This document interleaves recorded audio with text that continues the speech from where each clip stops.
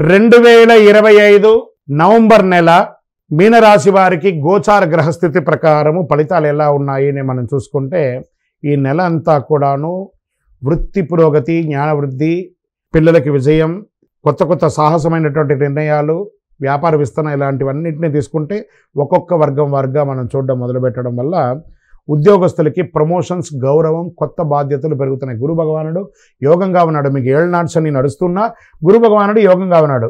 మీ యొక్క నిర్ణయాలు కాస్త మిశ్రమం అయ్యే అవకాశాలు కనబడుతున్నాయి. ఉన్నతాధికారుల యొక్క సహకారం ఉంటుంది. ప్రభుత్వ ఉద్యోగులకి బహుమతులు లేదా ప్రశంసలు లేదా అవార్డ్స్ వచ్చే అవకాశాలు గట్టిగా ఉన్నాయని కూడా చెప్పచ్చు. వ్యాపారస్తులకి ఎక్స్పాన్షన్ ఆఫ్ యువర్ బిజినెస్ కొంచెం వెయిట్ చేసి చేయండి. ఉన్న వ్యాపారాన్ని చేయండి, కానీ కొత్త పెట్టుబడులు, కొత్త వ్యాపారాలు ఇప్పుడు చేయకండి.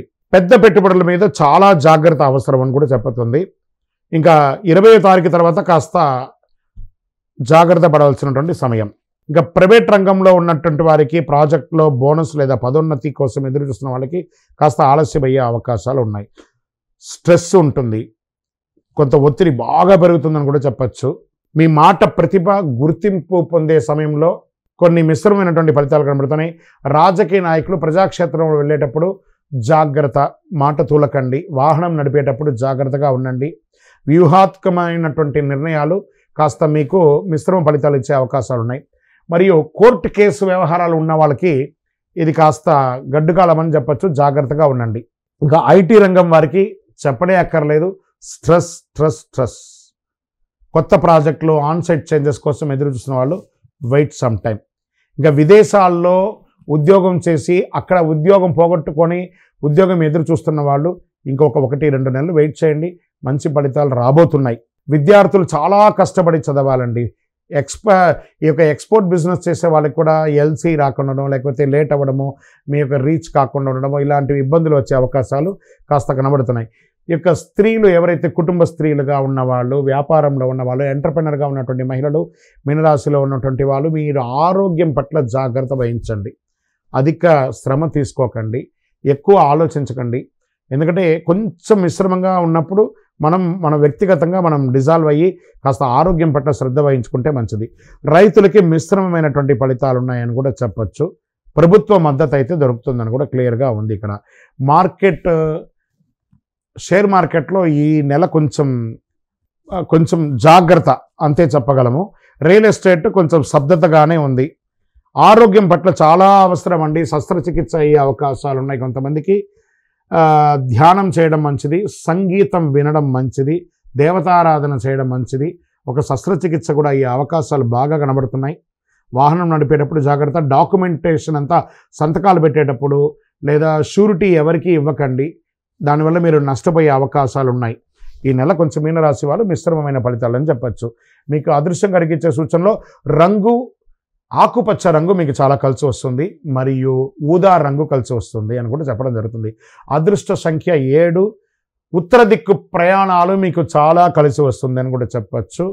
ఇంకను కొంచెం గ్రహాలన్నీ కూడా మిశ్రమంగా ఉన్న సమయంలో మనం ఏం చేయాలి?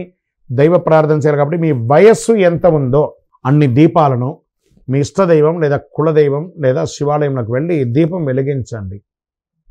దైవ ప్రార్థన చేయండి. దేహి మే బుద్ధి వైశిష్ట్యం, దేహి మే నిత్య యవ్వనం, దేహి మే పరమ ఆనందం, దేవదేవ జగత్పతి అని ప్రార్థన చేయండి. శని భగవానునికి మీకు అన్ని మేలు జరుగుతుంది. ఇంకను మీ యొక్క వ్యక్తిగత జాతకం తెలుసుకోవాలనుకున్న వాళ్ళు మీ యొక్క పేరు, date of birth, time of birth, place of birth మా 900007777149కి వాట్సాప్ చేయండి. మీకు రిప్లై ఇస్తాం.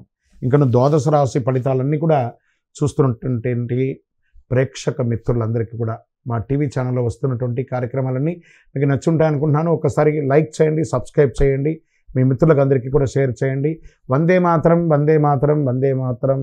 చంద్రమౌళి వెంకటేష్ శర్మ గురుస్వామి శరణం అయ్యప్ప. తిరుపతికి వచ్చినప్పుడు మన అయ్యప్ప స్వామి వారి 18 అవతారముల దేవాలయం జీవకోన అనే ఒక ప్రాంతంలో ఉంటుంది. కపిల తీర్థానికి దగ్గరలో రైల్వే స్టేషన్ నుండి బస్టాండ్ నుండి 3 కిలోమీటర్ల దూరంలో ఉంటుంది. మన దేవాలయంలో అడుగుపెట్టి ప్రదక్షిణం చేసి మొక్కుకున్న వాళ్ళ కోరికలన్నీ కూడా నెరవేరాయి. ఎంతోమంది మాకు చెప్పున్నారు. రండి, దర్శనం చేసుకోండి. విజయవస్తు. శరణమయ్యప్ప.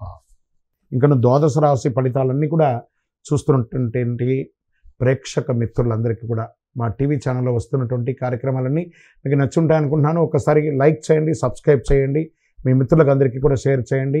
వందే మాతరం, వందే మాతరం, వందే మాతరం.